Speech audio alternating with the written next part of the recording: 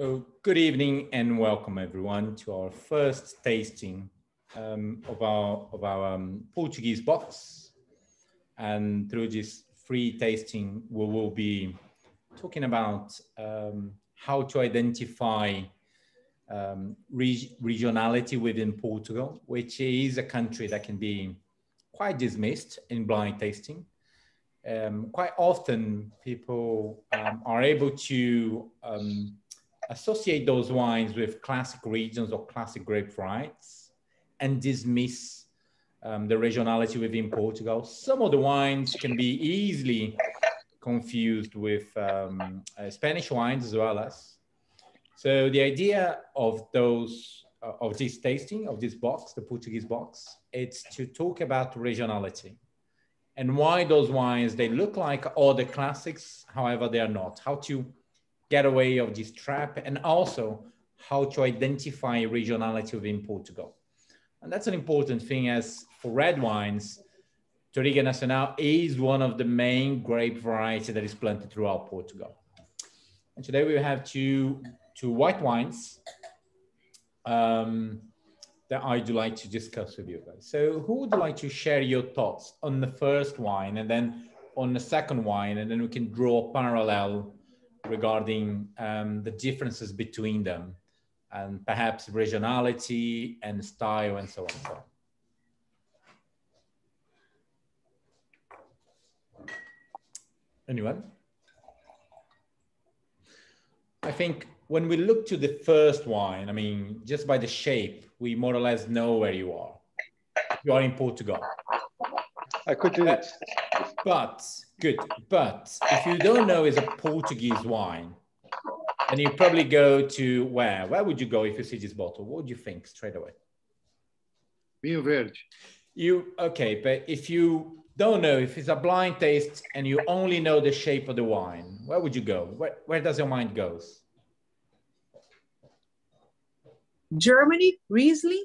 Is that what you're thinking about? Yes. Yeah, or cool climate. Alsace. So you either go to Alsace or you either go to German wines. You know, to a less extent, perhaps you would consider Austria, but it's not the sort of country that we usually that we consider Austria, which is a shame. But this shape of a bottle also reminds us of our classic style. What does it mean? It means refreshing wine with high acidity. It could be quite complex with regards to layers of flavors and aromas, like the great wines from Germany, as well as, you know, Grosses Gewachs and so on. But here we know that we are in Portugal. Therefore, you go straight to Vinho Verde. But if you can't see the shape of the bottle, which I invite you guys to dismiss the bottle, try to disassociate the wine that you have in your glass to the bottle. So we can do a sort of a deductive tasting in a more fair way. Can we try to do that? So Thiago, are you ready to share your thoughts on this wine, your tasting now? Yeah, sure. All right, the first wine is lemon pale for me, medium plus intensity in the mouth. Primary aromas like lemon, pear, lime. I don't smell malolactic conversion or even oak use in this wine. There's a little petulance. You can see a little petulance in the glass. That's why. What does it mean to you? That the fermentation ended in the bottle. It could be. Or there are. Let me see.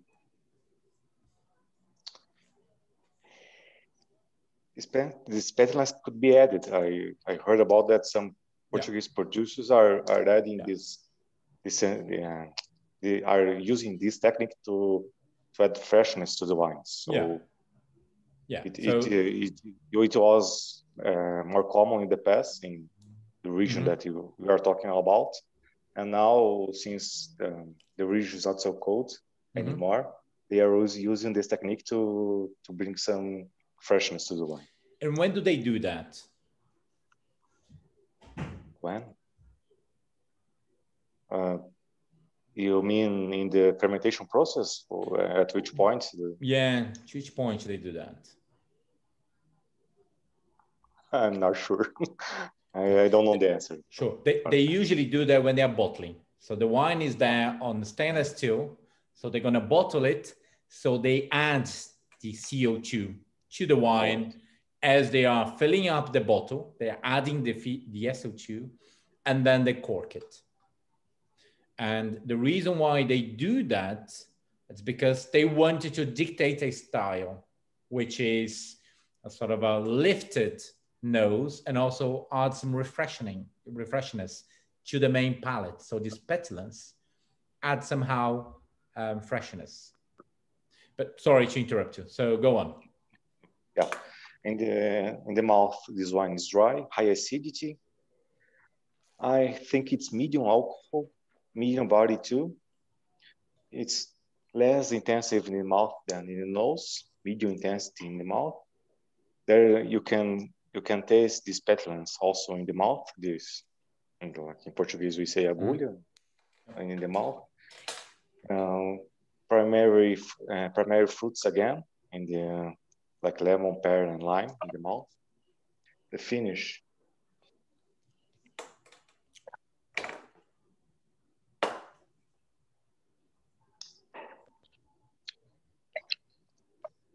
In the mouth, you have more the sensation of acidity, and the finish, I think it's medium too. It's not so, it's also long for me.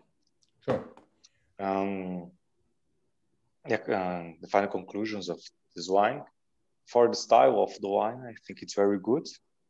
And okay, so describe the style. What sort of style is this wine? The fresh style, it's a primary fruit-driven wine to drink fresh in no more than 2 or 3 years. What else? A wine that could be drunk alone, without food, and that's it. Sure. Okay. Yeah. So for me, it's a light, refreshing white wine that it does have some sort of a mineral edge to it. I don't think it's a mineral wine, but it has a mineral edge to it. Early consumption, as you said, and it's a good wine. It's a good quality wine. Is it complex? No. Does it have potential? No. Was it made for to be consumed within a few years, 5, 6 years? No, not at all. How much does it sell for? Well, for at least €5, or maximum, if you're very generous, €8 sort of thing. If you're very generous, if you love this style, but it's a wine that usually can be found for €5 in Portugal. But it's a light, refreshing style wine. So, what sort of climate is this wine made? Can you associate with a climate here? Thiago, before we answer the climate, I would like to add to Thiago's comments 2 aspects of this wine. There's a herbaceous in the nose. And I also felt, I don't know the correct word, in the mouth, as if they had done either whole bunch fermenting or a skin contact, as if we had some tannins in the mouth. I think whole bunch could be the case.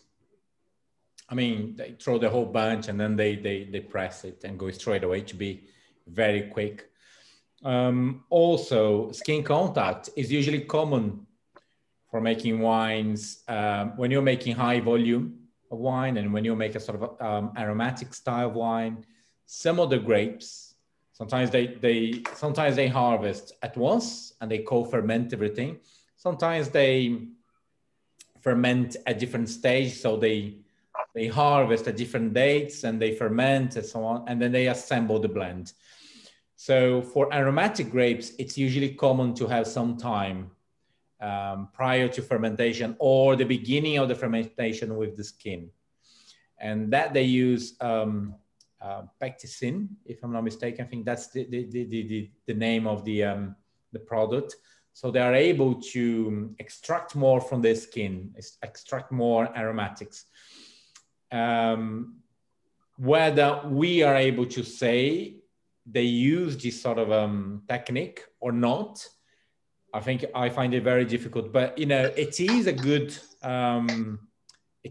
way of thinking that could have happened, because it's common for aromatic wines, which is the case of this wine. It is an aromatic wine, and which is an important thing to describe on the style. So it is an aromatic wine.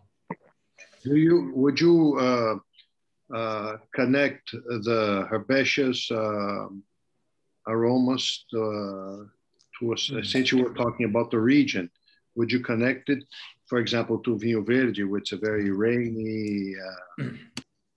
Yeah, you see, because of the advance of the yeast, that you can select different yeast that can have a different result or different impact onto the final wine. It's more and more difficult to say because of this aroma is therefore that grape. But there are a few elements here which are quite important. The acidity here is extremely high. It has no, and that's a very good comment from Thiago, it has no malo and no oak. We usually, so look back on your descriptors. Just pay attention now. Have you guys written no malo and no oak? Or have you only take note of the aromas that you can find? We often avoid saying, oh, there is no trace of oak, there is no trace of malo, there is no trace of herbaceous, or there is no trace of whatever. So we quite often avoid writing things that we are unable to pick up. But if you write that down, that helps you to understand the style of the wine and to cross a link with where this wine is coming from. But if I'm thinking of the style, things that I would point it out, I would say, you know, the high acidity. For me, it's a low body wine. For me, it's a light style of wine. So I think that the body is kind of a lowish, medium minus to low. That also points me to a wine that is coming from a specific sort of climate. And therefore, and also when I go to the intensity and the finish of the wine, which for me is like a medium minus to short intensity, medium minus to short, and the simplicity of the wine, I think on the production. I think they are making high volume, high production per plant. Therefore, I'm thinking, where do they make in Portugal a simple wine, high volume, low priced, refreshing style? And then I straight away go to a specific region or a specific quality level. So if I was in Germany, for example, I would say, is he a Gutswein or is he a Nordwein? Does he have regionality? Should I go to Ortswein or should I go to Gutswein? So it is important for you to sort of understand what sort of volume has been produced.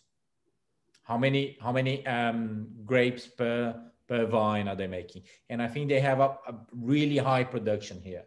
So that also leads me to a style and therefore regionality. Those are the key points that I'm picking from this wine. But as we are going to compare the first wine to the second wine, who would you like to share your comments, your thoughts on the second wine? That could be slightly more difficult over here. When compared Excuse to me, Thiago. Do you feel in the first wine kind of sous-lit? I don't get a sort of like yeast contact. I don't get an yeast contact to the first wine. I don't get it. Although I do get a sort of Alvarinho to this wine, which I don't think that Alvarinho is the main grape variety here. And Alvarinho is quite common, especially in Rias Baixas, to have least contact. So there could be. It's not the sort of thing that I would rule out and say, oh, there's no least contact. There could be. And there could be least contact for like a week or so, trying to make a more complex wine in a way. So if I was to define a quality here, is it an acceptable quality? No, it's better than acceptable. Is it a good quality? It's probably a good quality. Is it a very good? No way. So, and then for someone trying to make a good quality wine out of those grapes and so on, I think they could have seen some yeast contact, but I can't actually taste it. Also, I think that, that there is a little bit of residual sugar on the lower side, like a 4 grams of sugar. But again, I don't think that this is the kind of thing that also dictates the quality, because we will see a lot of Sauvignon Blanc from Marlborough, from very good producers, that they have like 4 grams of residual sugar, and we don't ever pick it up. And we don't ever come to those wines and say, oh, because of the 4 grams of sugar, therefore it's acceptable quality. So I think if the overall balance says, you know, it's quite, everything is in place, then I'm happy. Thiago, I get some, it's a slight bitterness, but maybe it's what Gabriel felt too. It's maybe because of the skins. Because it's not the typical bitterness, but it's just this yucky stuff at the end. Yeah, it does have this sort of grippy texture, which I think the residual the sugar is there also to adds up.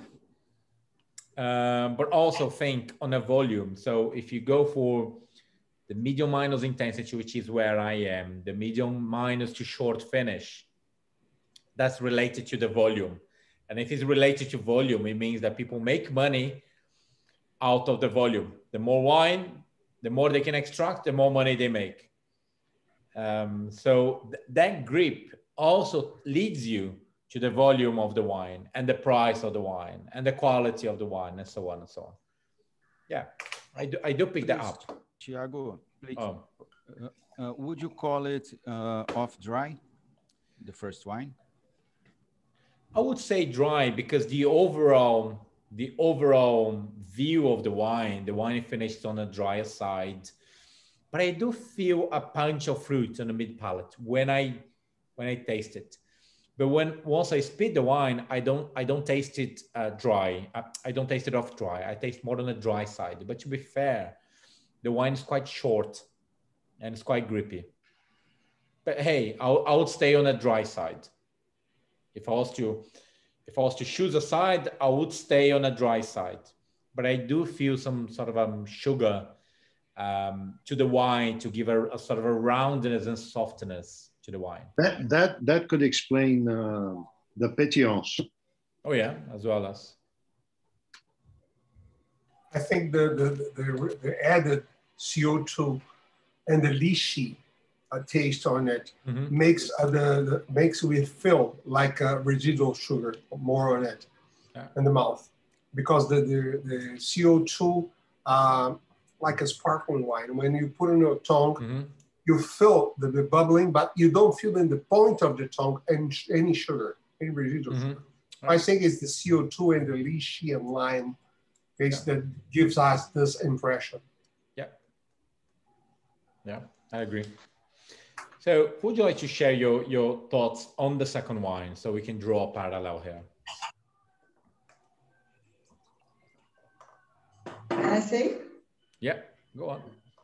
Well, it's pale lemon, medium aroma. I think this wine goes more for the stone fruit, more apple, pear, some blossom, white blossom, some jasmine, but I also can feel some butter, some dough that I don't know, it may come from malolactic or from least contact, maybe more from malolactic than other things, I think. in the palate. Do you get any winemaking, any other winemaking technique on the nose? I don't think, I was in doubt about oak, but I think it doesn't have oak. I'm not sure. Okay. If it, for me, I would say it has no oak, but it has malolactic and maybe some contact with the lees. Because I feel the butter, I feel the dough, but I don't feel vanilla. I don't know. Okay. On a palate? It's a dry wine with high acidity, medium alcohol, medium to medium minus body, medium flavor intensity. In the mouth, I can feel a little bit more citric fruits than in the nose, but I also feel in the nose peach and pear. I also feel some butter, and I'm not sure where it comes from. Comparing to the other one, this is more creamy, and the other one you had more petulance, and this is more creamy. And medium to medium minus finish. Right. How about style? How do you see this style? It's a commercial wine, good wine to be drunk now. I would say it's simple. It lacks complexity, not saying that you need to be complex to be good, to be very good, but it's a simple wine. And that's it. Okay. How much do you think that this wine sells for? I would say it's the same price as the previous one. Okay. Cool. Does he has any sort of regionality or anything that stands out for you on this wine?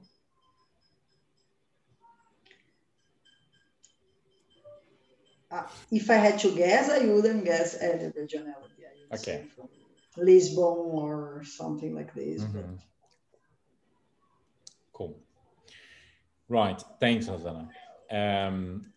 Who else can share your thoughts on this wine? Does anybody has a different view of this wine when compared to Rosanna?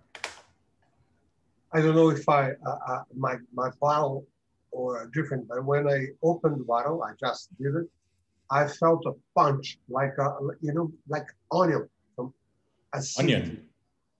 A little bit of fresh onion, acidity. It's different, like petroleum. I don't know what I got here. It smelled very different. And the first moment for me was unpleasant. And the nose, I don't know, maybe I have some problem here. Okay, what does onion means? I mean, like what it could means. What I mean, like reduction. I would expect I would expect a more fruity wine, and suddenly I got some acidity flavors coming out of the bottle, out of the glass, that took me towards a wine with some problem when it was made. It's I don't know. It's a weird smelling I got here. I don't know what is happening. I tried.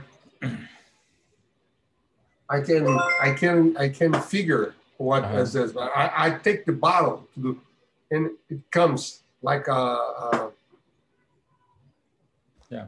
I don't know. If it was a red wine, I would say something like I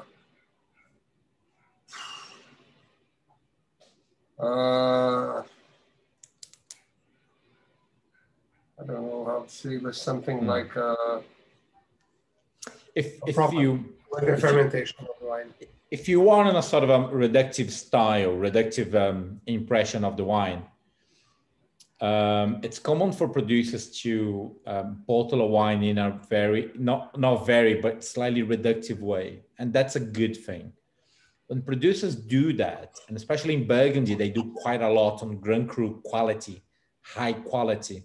When they are young, they are undrinkable. And why are they undrinkable? Because they need time for aging. When a producer of a white wine are doing that, it means that they're so careful that they want you to deliver to you all the explosion and all the intensity that the wine can give you. So once you open and they can't, or leave on a glass for like 20 minutes, usually this reduction goes away straight away. So that is a good signal. It did, the glass did. Yeah, so that's a good signal. That is a producer that is quite careful, and they are able to bottle in a reductive way that in a few seconds, a few minutes, it goes away. So it means that, you know, he's trying to give it to you the best quality, the best shape ever. That also leads you to a quality point of the wine. Is it a quality wine? Is that very good, outstanding quality wine? But it has to disappear in a few minutes. It should disappear in a few minutes. If it's stinky, otherwise it's a fault. Yeah, it's a fault. Oh yeah. If it's quite stinky for a long time, that's a fault. Yeah, for sure. If I can ask, if you can smell in your glass, and then you smell in the bottom, if you take like this, you can tell the difference. Yeah, but that will be the same in almost every bottle. Yeah. If so, the difference. You see, there's something else that when they get in the glass for 15 minutes, 20 minutes, it disappears. Right. So who would you like to share your comments on a second wine that differs from Hosanna? It doesn't differ much, but I think that there's some texture here. So I agree with Malo, maybe. Not sure about it. You don't like me to say that, but I'm not really sure about it. But I think there's oak, like, I don't know, old oak or used oak. Not because of the flavors, the oak flavors, but more because of the oxygen coming in. And I thought it was a good wine. I think it's better than the first one, a little bit better level quality than the first one. And I also think that because of the oak, because of all this treatment, it could last like 4 to 6 years more than what's here, although there's a lot of fruit. Does it appear too young for you? Does this wine appear too young, not ready for drinking now? No, I think you can drink it now and you can wait a little bit more. It has everything it takes to wait for a little bit more, in my opinion. I think it has at least 3 years. Sorry, at least 3 years, I think it has this one. Thiago, I would add a few comments. I think it's a more serious wine than the first one we had. It's a more gastronomical wine. It's not complex, but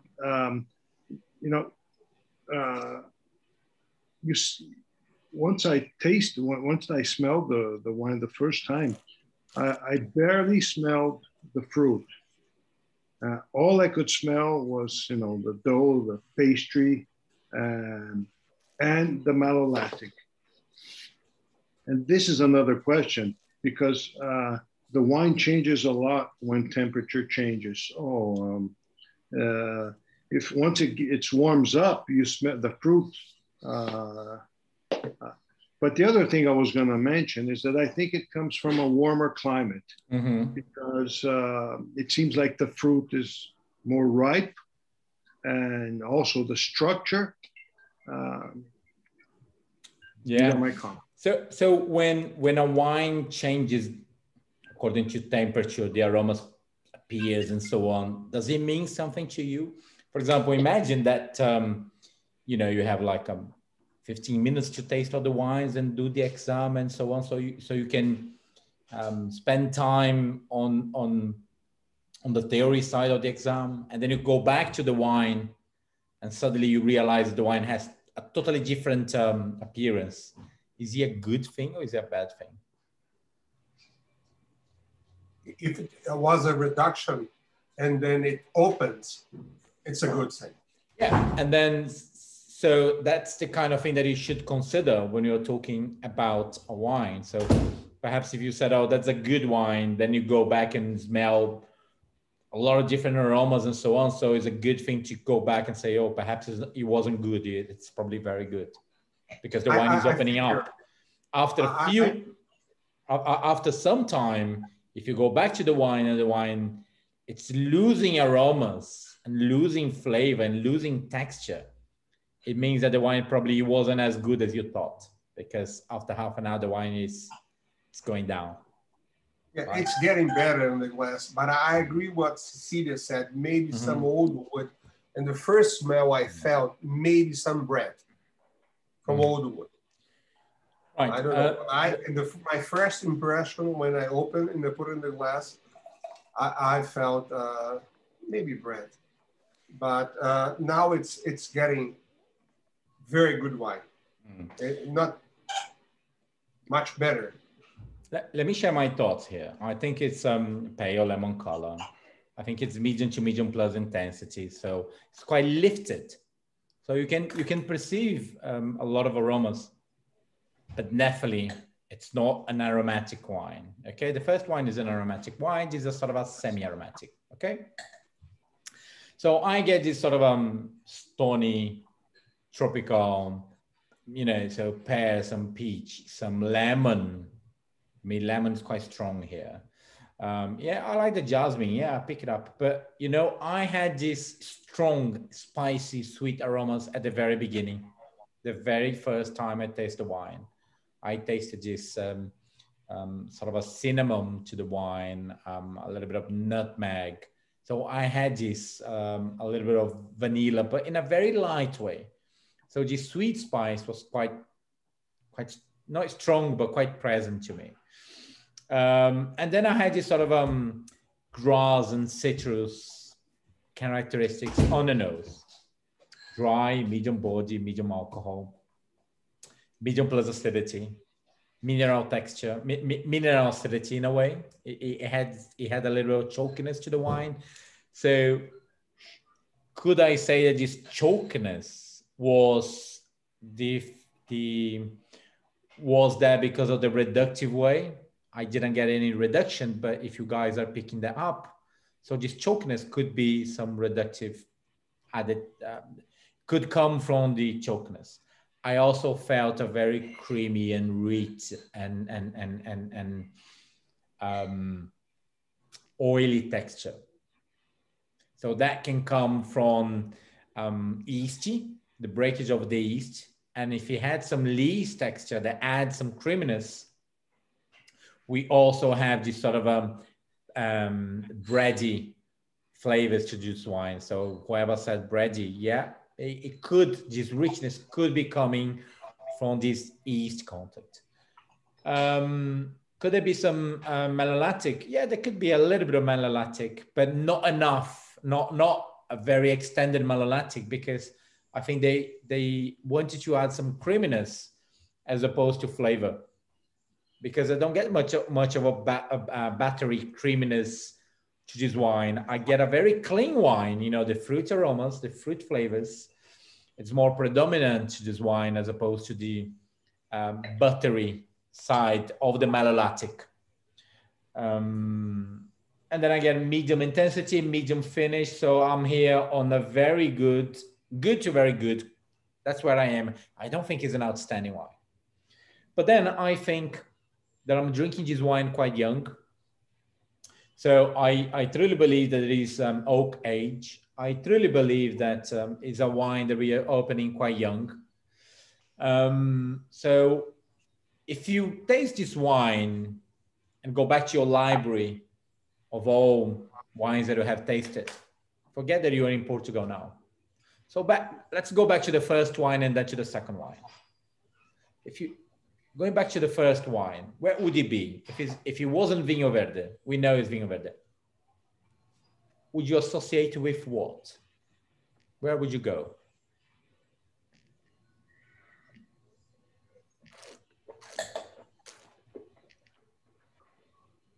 Where do you get this? High acidity, aromatic, like a medium plus to pronounced, lowish body, moderated alcohol, a little bit of sugar, but not very defined regarding flavors. Where are you?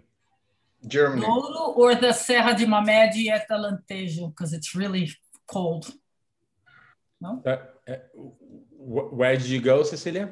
So forget Portugal. Either Douro or Serra de Mamed in Alentejo, that it's higher and cooler. For the first wine? No, for the second one. Okay, so hold on to it. So in the first one. Who was talking about the first one? So Bruno, where would you go? Got it. So where would you go, Bruno?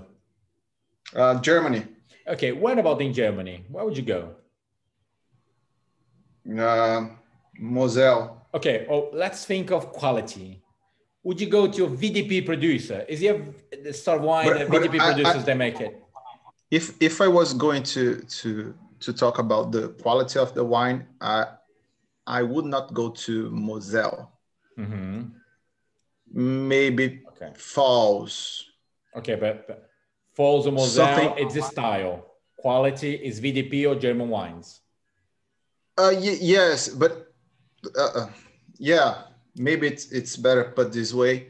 But when I was in Germany, in Moselle, the style is completely different, even though when you drink a simple wine. Mm-hmm. This wine for me, it lacks complexity. Yeah. It's just fruit-driven primary aromas, and make when I think about this wine, it's high volume. Yeah. Let's talk about producer. quality. Who makes this style of wine in Germany? With the pétillance? Let's go on high acidity, undefined fruit in the mid palate, short finish, high volume. So who makes in Germany? Which region? It's not about regionality. It's about, if you taste it's blind. It's not VDP. It's something simple. Milk, something like that. Yeah, George. You see, if you're thinking of this style with a little bit more of a sugar, you can easily go to Liebfraumisch and say Bluna, which they make a quite drinkable, decent wine, and I quite like it sometimes. But in Germany, all these simple wines, they have a lot of. It's usually a blended wine. It's usually big brands like Black Tower, for example. And these are wines of like a €3 sort of thing. A lot of producers, they have it. They call it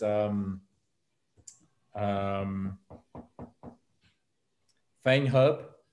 They usually say, "Oh, that's my Feinherb. It's not dry. It's not sweet. It's and it's quite light in style." So if you were blind tasting this wine and you are in Germany, you are not in VDP. Usually it's not VDP producers who makes this style wine.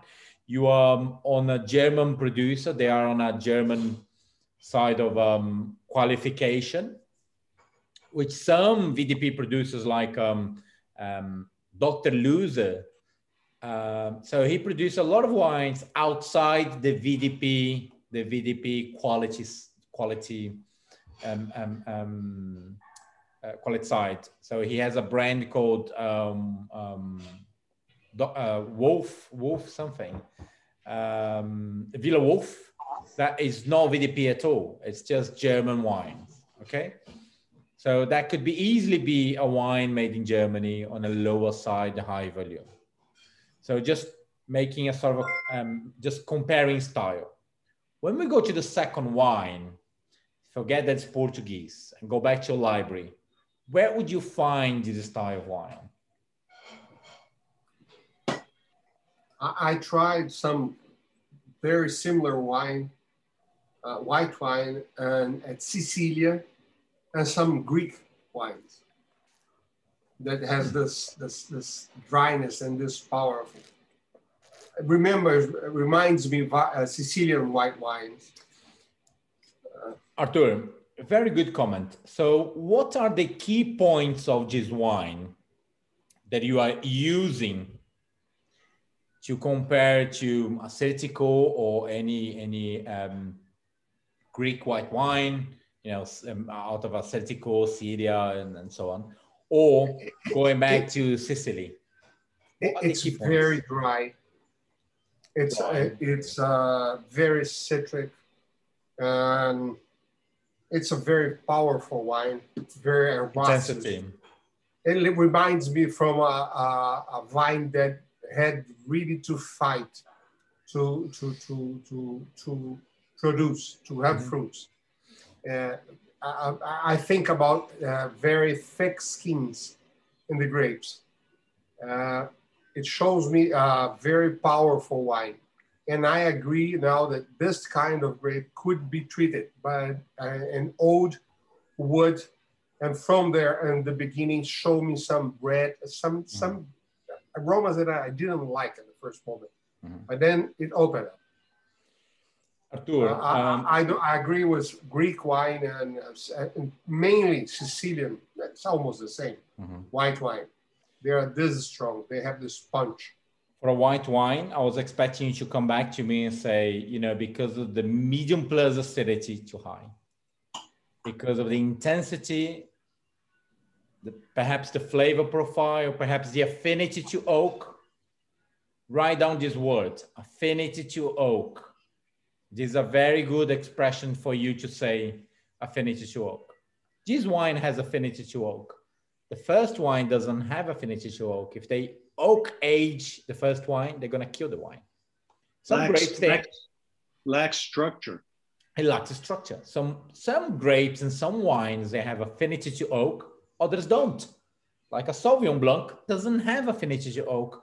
Chardonnay has affinity to oak. Chardonnay is the grape variety that if it's planted well in a good climate, if it's handled well, it screams and cry out for oak. It's like saying, where's the oak? I need to be aged in oak. This wine has a structure for oak. It has affinity to oak. It has affinity to mallow. It has affinity to least contact. It's important for you to write that down, to make note out of it, to taste it and say, if there was a little bit more oak on this wine, you know what I mean? So, and this is a good point, Artur. You should have said that, but you said the two things that are quite interesting, but you haven't related to. You mentioned Sicily and you mentioned Greece, and those are two countries that are quite hot. And you mentioned that it's coming from grape varieties that have a thick skin, that they can handle high temperatures and produce a wine that has some freshness, high acidity. So these are very good points that you also made it. But if you are going to funnel and say it could be this or that, you should be able to say, you know what, because of the intensity of the flavors, because of the length, and because also of the natural high acidity, medium plus and refreshing acidity, I think it's coming from a more warmer. Also, you can associate not the citrus, but the tropical fruit, the stone fruit. The stone fruit are flavors that are related to moderated to warm climate. So if you had said, because of the flavor profile, the intensity, but also the natural high acidity of this wine, medium plus, that leads me to a warm region such as Sicily and Greece. To be in Greece, I would expect you to say the saltiness, because I get in Assyrtiko some saltiness of those wines. Not minerality, but I get some saltiness.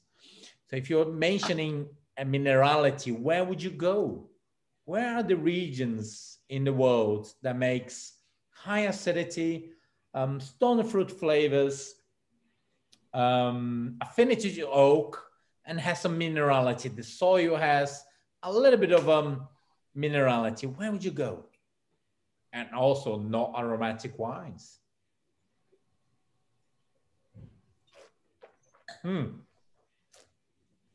Creamy and rich texture. Why don't you, let's explore a little bit about the soil that would generate this style of wine? Look, I think it's a wine that has some broadness. The first one was quite vertical. This has some broadness. Some stony soils, some calcareous soils can keep up the minerality and the high acidity, while you have a lot of sunshine influence. So you could be in the middle of the slope having a lot of sunshine influence, or you could be in a sort of a flat plateau in high altitude that you can handle the sunshine, but keeping up the high acidity. These are all possibilities. If you are considering different regions, or if you are considering the influence of the altitude and the soil to this wine. But if you are able to come to use minerality, consider just minerality, consider the acidity, consider the body, the moderated alcohol, only 13. Where do you find? Would it be from down? Forget Portugal. We are trying to find this style elsewhere. So the first wine we said, oh, in Germany, Spain. I can find a style like that. Spain. Bourgogne, France. Bourgogne, France. Okay.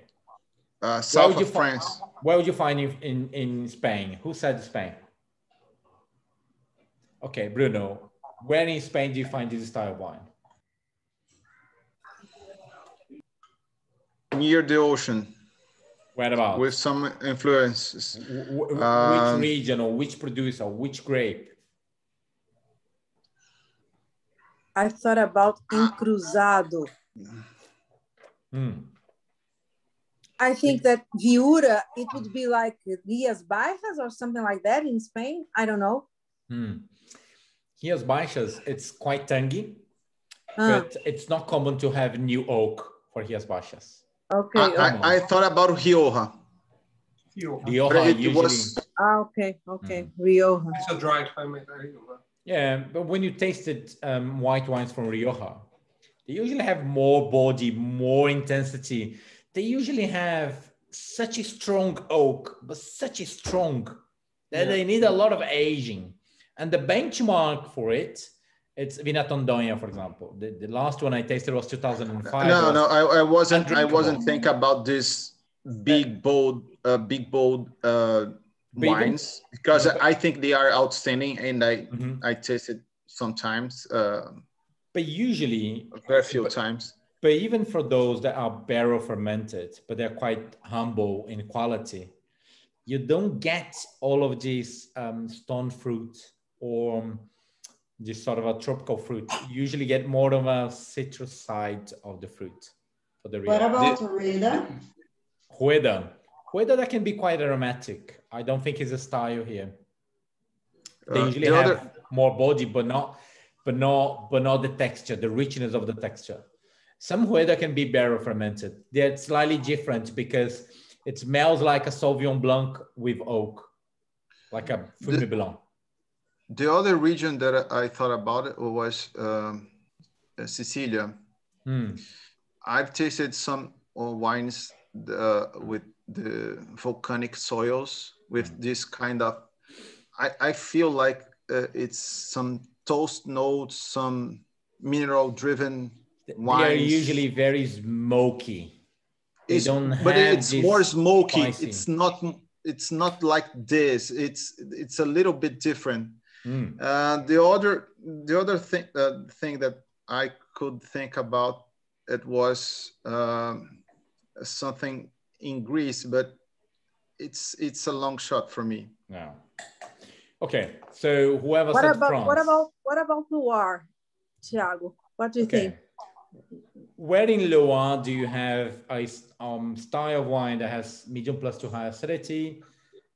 Definitely new oak, like spicy new oak flavors. Where in Loire? Where are you thinking? Are you thinking of Chenin Blanc? Oak aged? I'm thinking more. Dry? Well, I don't know. I thought about maybe, but maybe like more just like, I don't know, like going to the right, like. But then they become too light and they wouldn't have the intensity to handle the oak. Did but someone said have the oak, so yeah? Did anyone said Burgundy? Okay. Burgundy. It could be a Chardonnay from Burgundy, something. But my first feeling is that I will abandon completely at the New World for this wine. And in Portugal, if I have to guess, the grape that could be worth it to become this, I would probably looking for a good big production. I will be thinking about Arinto. Arinto grape. Who mentioned Burgundy? Did anyone mention Burgundy? I want to hear your thoughts. Who did? You. No. Somebody said France. Somebody said Burgundy. I said just France. Okay. And I think Anna said Loire. I said Burgundy before, but I was muted. I only said, but I was muted. What are you thinking about? A ligoté or something like that? It has nothing to do with a ligoté. What else from Burgundy could it be? I mean... Okay. If you are in Burgundy, why Burgundy? You know, if you are in Burgundy, why Burgundy? And what are the connections? A simple Burgundy. Barrel fermented as aromatic. You're thinking about Chablis or something like that? No, Chablis not, but a simple Burgundy. Chablis, yes, right? So imagine that Jesus coming from Burgundy. Is it very citrusy? Is this wine very citrusy? No. No. So definitely it's not coming from Chablis. So this is sort of a tropical and spicy and a little melon. Where are you? Are you in Côte Nuit or Côte de Beaune or in Côte Chalonnais? Further south, yeah. So you're there. Okay, so you further south. You either at the very south of you further south in Côte d'Or, or you are at the beginning north of Côte Chalonnais. Okay. Macon also. Yeah. So, okay. So these are places for you to consider. So these are places for you to consider. So Polly, continue. What are you thinking? How would you describe this wine being Burgundy? Where, how, quality, price, producer? Tell me your story. You need to sell me this wine. Tell me your story.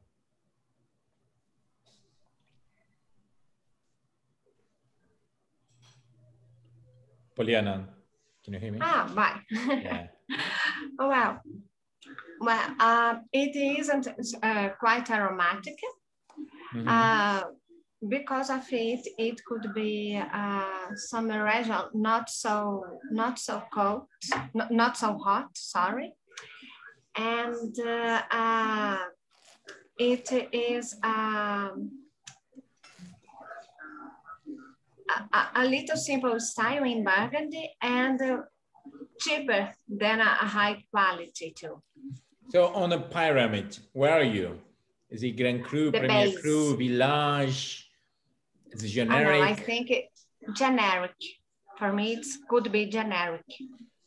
So you think it's regional? Like, you mean a regional wine? All right. But you guys still think it could be Chardonnay? Okay. So Polly, do you think that a producer that is making a generic wine like a Burgundy with Chardonnay on the label, would he aged in EU oak or any oak at all?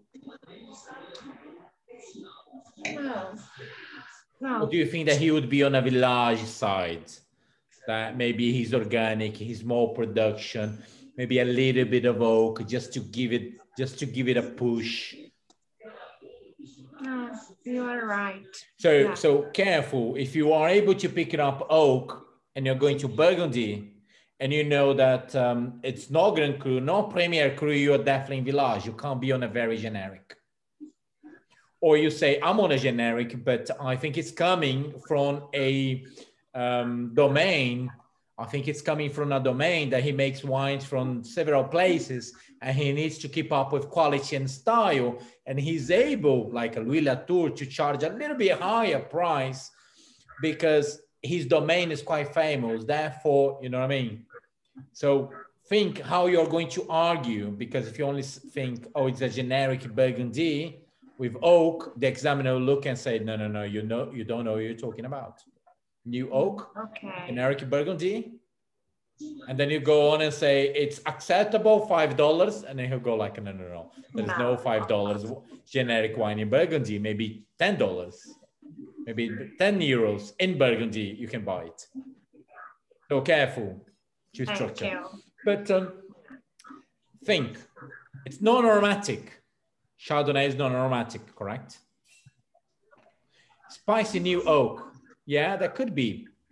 Usually producers from village, they have like a 10 to 20% new oak, just to give it a kick, which is what we get. Just a tiny little kick, okay? It's creamy and rich. Can Chardonnay make a creamy and rich wines, you know, with skin contact, with least contact and a little bit of batonnage, and it still keep high acidity? Can you make it? And if the wine is young and being drunk young, it's not mature at all, it has this balance and creaminess that we get, but there is room for improvement, maybe 3 to 5 years. I don't think it'll be a wine with tertiary aromas, but more integration and more creaminess as the acidity reduces and the wine becomes bolder. I think this is the style of wine that we are talking about. And it resembles much more like a Burgundy style wine as opposed to Chardonnay from the New World, because of the 13% alcohol, the medium body, the dryness. So it's good to compare to another style of wine that we can find. So once we go back to Portugal, we are able to put in place.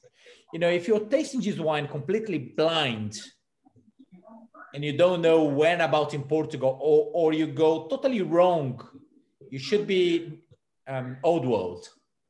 You should consider Portugal is paying France.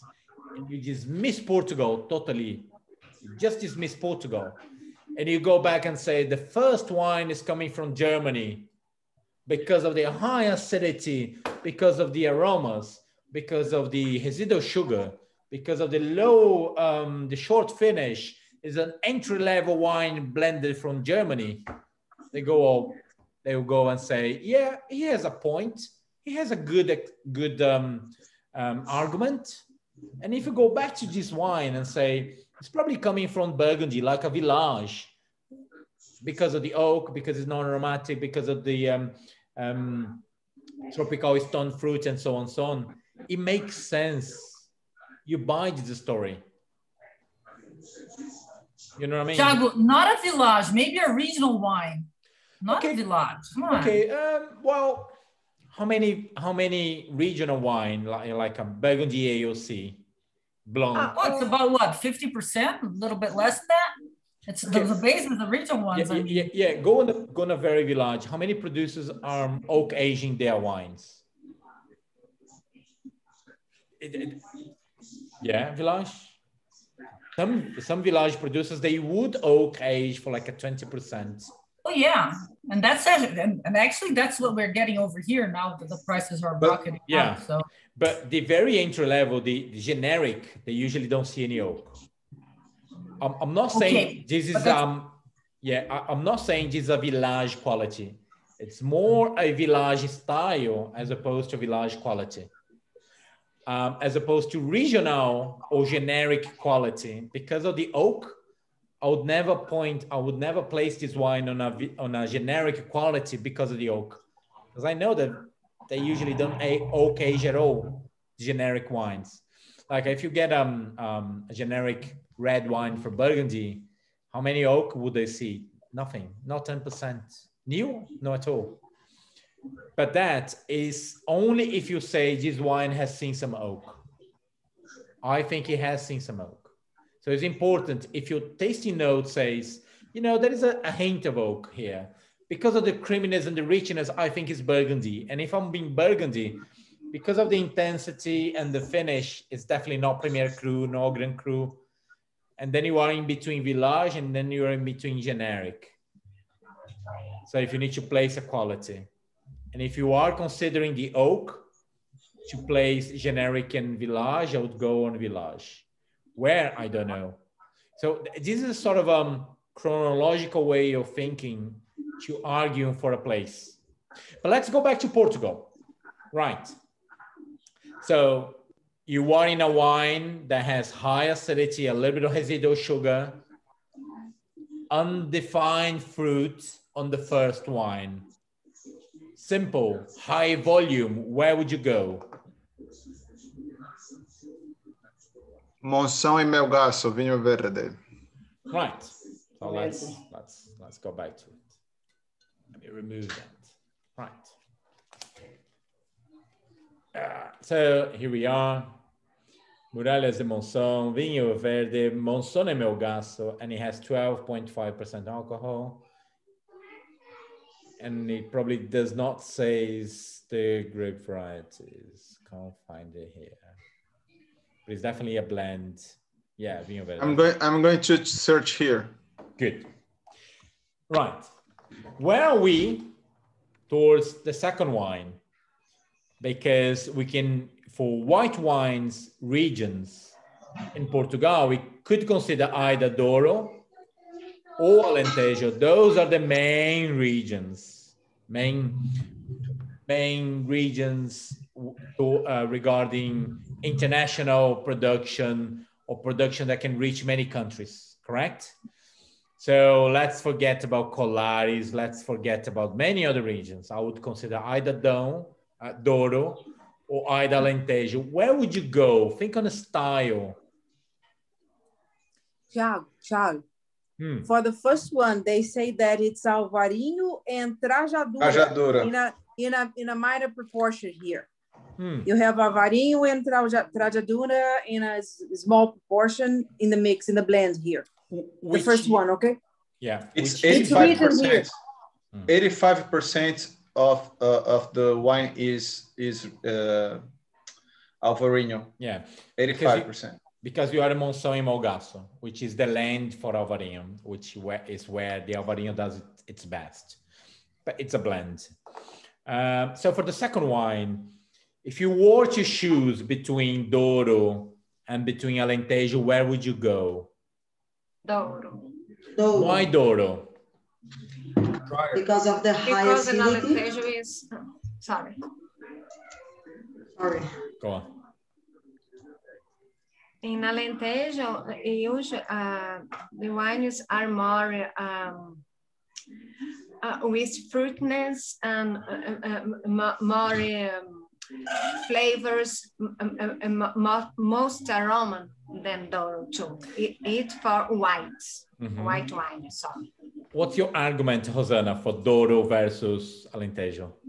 I'd say it's Douro because of the balance between fruit and acidity. I would say, and the high acidity, because I wrote high acidity, and I would guess more Douro than Alentejo. See, when you taste red wines from Douro and Alentejo, the Alentejo wines, they're usually more alcohol, more bigger and bolder and muscular and fruit driven. They are the main character is about it's a wine made to impress you. They have a lot of everything, and they have this supple and soft tannins. When you go to Douro makes those wines that makes you think. How can you make such a good acidity, good flavor and complexity, so much of layers and beauty and harmony with that sunshine and river and the difference between day and night and so on and so on. So and elegance. And elegance. And for the white wines, Douro, they usually have this association with Burgundy. They usually try to make wines that has this sort of richness, creaminess, harmony, and with a lot of minerality in a way. So they tend to use a little bit of oak just to give a little bit of structure to the wine, but not to make a wine very oaky. So they use this beauty and creaminess and elegance, such as some Burgundian producers. So if you are facing a white wine from Portugal, if it has a little bit of oak and creaminess, think of Douro. If it has a lot of fruit bomb and a lot of intensity, but not much of oak and structure and beauty, think of Alentejo. And what about Lisbon? Oh, when you think of Lisbon, these are wines that are usually soft, easy drinking, not much of a concentration, dilution, even for the white wine, even for the red wines. Simple, much simpler than Vinho Verde. I think that some Vinho Verde are even nicer, better than some Lisbon wines. Lisbon are very into the ocean, very diluted, very simple. I think that sometimes even Vinho Verde can add more, can give you more kick, more fun than some Lisbon white wines. So shall we unlabel and review the second wine? Yes. So we can talk so we can talk about it.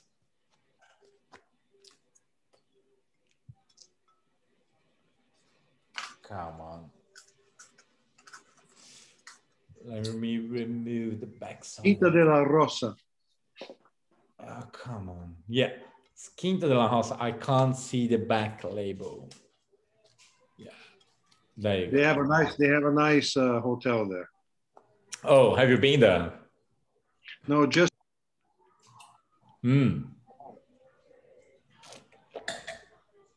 So yeah, they're right at Pignon. So La Rosa, it's 2019 wine. It's a blend of Vinhozinho, which gives this sort of creaminess. It's common for Vinhozinho to add this creaminess. And then he has a lot of other varieties, which I think Arinto is here to add some acidity. It's common for white wines of Douro to have this sort of leaf content, and also oak, French oak to this wine. So it's common, and you see amazing, outstanding wines coming from that region. I tasted one wine from World Wine that they used to bring. I think they still bring. I think it's Amabilis. Mirabilis, I think it has a blue label. Mirabilis. What an amazing wine! Oh my gosh! I tasted in a dinner, and then the wine was amazing. I mean, I was totally in Burgundy, and then they showed me the label. They passed it on the bottle. I was like, oh gosh, oh my god, amazing wine. Very expensive, but amazing wine. So it's quite often people associate wines from Douro to Burgundy. So it's important if you taste a wine and you think, oh, it could be Chardonnay, it could be Burgundy, it could be Old World. So you might be in Douro. And if you know that you're in Portugal, you might be in Douro. Thiago, go on. For the test, so I don't know, Lisbon, Trás dos Montes, Ribatejo, none of these will be in the test, right? I think there could be a question if you're talking about light wines of the world, free, the theory part. There could be a question about Portugal. You know, talk about the influences of Portugal, the climatic influences, how it defines the style of wine producers and the grape varieties. So then you can say, you know, Bordeaux wines towards the. So then you can define the climatic influences. Then you can define the grape varieties and so on. I don't think they would never ask you to identify the grape varieties. But they could say those three wines are coming from Portugal. Given an origin and explain why. So it's important for you to be familiarized with climate, and it's important for you to be familiarized with style. Also, I think that if they place those wines along with Spanish wines, Spanish white wines, they're totally different. Totally different. If you were to compare the first wine with Vinho Verde with Albarino from Galicia, they would never have this residual sugar or the sensation of sugar and this lack of definition of flavor. Okay. If you were to compare this Douro wine with any other wine from Spain, and you could maybe think of Rioja, which is a region that produces a white wine that sometimes is oak aged, but it's totally different because they usually age their white wines for like 6 months to 18 months or 24 months. And then they label Criança Reserva and Gran Reserva. This is not a style of wine that has this sort of a Criança Reserva and Gran Reserva character. It's a wine that is focused on the fruit and has a little bit of oak that gives you that complements the aromas and adds some body to it. It's more about the texture. This is a creamy wine. It's more about the texture than anything else. So the focus is on the palate and the harmony, as opposed to the Criança Reserva and Gran Reserva, where the focus is on the complexity of aromas and the flavors that you get out of the oak. So it's totally different. This is not a wine that has been aged in bottle for a long time. It's a wine that was bottled in a very reductive way, where you were able to open the wine and get the best out of it once you open it. Very Burgundian style. They are the ones who usually bottle their wines in a reductive way, where you can perceive it once you open the bottle. Makes sense? And Thiago, you would argue that this wine is suitable for bottle aging, yes? No, I wouldn't. I would say, what I would say is that this wine was recently bottled. I think it has this impression where this wine is like a 2019 or 2020. So it was recently bottled. So although it's quite creamy and it's not falling apart, I mean, the oak is not intrusive and the acidity is well integrated with the body and it has some creaminess and so on.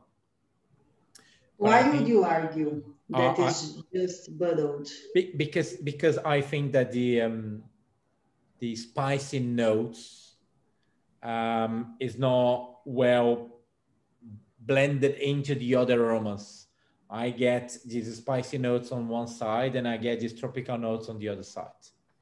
On the mouth, on the palate, I think it's very balanced and very round. I don't get any just sort of a disjointment of the oak from one side and the flavors from the other side. But on the aromas, the first ever thing that I got was the oak and the spice and so on. So I think that because of that, this wine hasn't seen much of bottle aging. That's one of the reasons that I would say it was recently bottled. But I think that if this wine, I don't know when it was bottled. Let's say, does it say anything here? Did anyone see there how many months? Well, yeah, no, look, it says 2019, so it was but I don't know when it was bottled. So I think, but somehow this wine for me smells and tastes like a recently bottled. So that's why I would say, it could spend a little bit more time in bottle to get a much better balance as opposed to aging. I don't think it's a wine to be drunk mature like 5 years later. I think it's a wine. It doesn't have enough fruit concentration. Sorry. Yes, yes, exactly. But I think it's a wine that maybe with 6 months time, a year time, all the aromas all the aromas could be more round and more integrated. There could be more. It could benefit from integration of aromas. But towards flavor profile, I think it's amazing, and the balance and integration of alcohol, body, the richness of the body, and the acidity, that's beautiful. I would only argue that it was recently bottled because of the disjointness of aromas. Now, Thiago, do you think they could afford using oak in this entry wine? I think it's a wine that could retail for 10 to 12 euros. And that's for Portugal. It's very expensive. The local market, they buy wines for like 3 to 5 euros. And if you pay more than that, you're stupid. Because they all taste like the same. So why bother? Why paying $10, 10 euros? So I think it's a wine that retails for 10 euros, sort of thing. And therefore they could age like a 10 to 20% in new oak barrels. That's what I'm thinking. Whereas the first wine is a wine that would be sold for like 4 to 5 euros. It's a generic wine, but it's coming from Moção and Melgaço as opposed to a generic Vinho Verde. So it's slightly better in quality because it has a little bit of regionality, intensity, and more of a drier style. So because it's a drier style Vinho Verde, therefore Moção and Melgaço is typical. But that's the sort of regionality that I would argue saying that's Vinho Verde because of this, and that's probably white Douro wine because of that. So could you, because of the oak, could you assume that it would be maybe in Portugal or maybe in Burgundy, in Bourgogne, that you could assume it's a 10 euro bottle? No, I would go, when you think of price, you need to think of quality. So for me, I said it could be good to very good. If it's good wine, because of the oak and because I think it was aged like 20 to 30% has seen new oak barrels. Therefore, I think it's slightly, it's good. Therefore, is an entry level price for oak aging. Therefore, like a 10 to 12 euros. You know what I mean? If you're on a village side, that's more or less how much you selling your wines for consumers. Sorry, not for consumers, for shops that will distribute. A village wine nowadays in France, it's like 12 euros, 20 euros. You know, if you are going to Premier Cru, slightly more, 25 to 30 euros. And if you are Grand Cru, it depends on the producer. You know, God knows the price. It depends on the producer because it depends on the Grand Cru and so on and so on. So that's it. Okay. Questions? No? So the next wines, we have red wines. Again, we're going to follow the same structure. Where would you go? If you were to compare to another red wine from around the world, where would you go and why? Can we draw a parallel to a regionality in Portugal? Also, where would you go towards climate? And that's going to be slightly more difficult when compared to white wines, especially when you have a Vinho Verde in front of you. So that's going to be slightly more challenging. So if you can read more about red wines from Portugal and perhaps try to get anything from your tasting notes that you could go for, because of the alcohol, therefore could be Alentejo, or because of the oak could be from Douro, or because of the lightness could go from, I don't know, Trás-os-Montes or Ribantejo or whatever.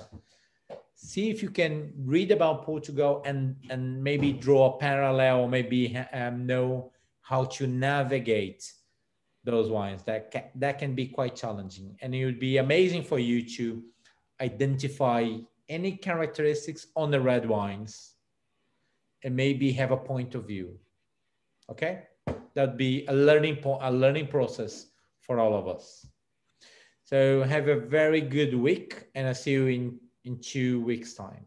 Okay. Thiago, just before we finish, I was starting to read this this book. Can you guys see? Very good. Very interesting approach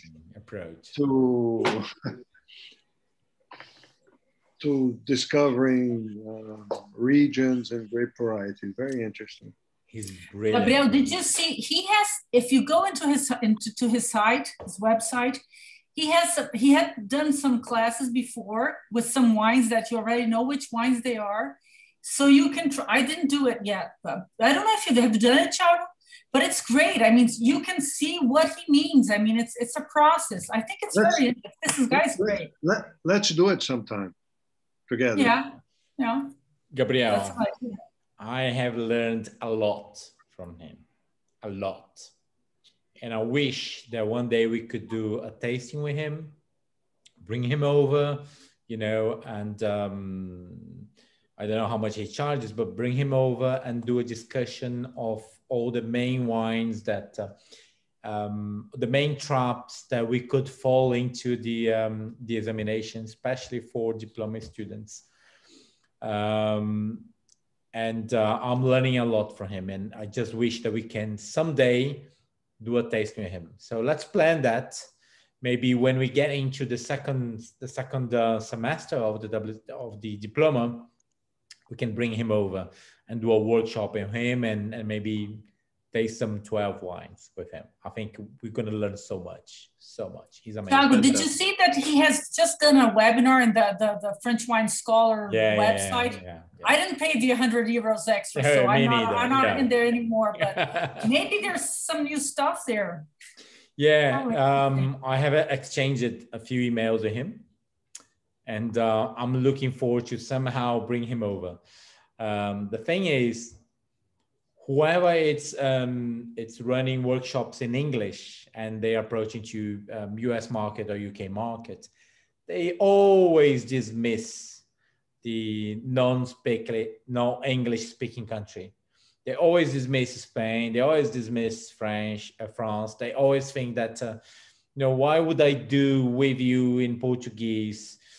If there is only a few people in Brazil that wants to learn about wine. Therefore, those people, they speak English, so don't bother. Why bother? So maybe we will be able to have a bigger audience, so we can make it. They can afford to have him running a taste with us, and maybe make it accessible to everyone participating, at least buying a bottle of wine with us, and we can learn from him. So, I mean, I'm discussing some opportunities with him. I think when we start the second module, we'll have him aboard. So, but Gabriel, enjoy the reading, and if you are able to open the wines that he's talking about or the regions, and see whether you are able to understand what he's talking about, because often we discuss one wine and we agree or disagree, but he's talking about a region, and he's saying in very broad terms, Vinho Verde, it has these characteristics, and no matter which Vinho Verde you're talking about, you should be able to identify these characteristics. And every time I look to each one of you and say, why are you going to that way? So when I asked Arthur, why are you going to Sicily? You haven't mentioned high acidity. So your descriptors, the way you describe a wine could be any other wine, but for that author, Nick, he's saying because of these and those specific characteristics, it's therefore that region or that grape variety. So what you're doing is amazing. And if you guys can buy that book, that can change your way of thinking towards blind tasting. Yeah. So enjoy, and I'll see you in 2 weeks' time. Okay? Take care. Bye-bye. Have a good week. Bye. Thank you. Bye-bye. Bye-bye. See you. Thank you. Cheers. Thank you.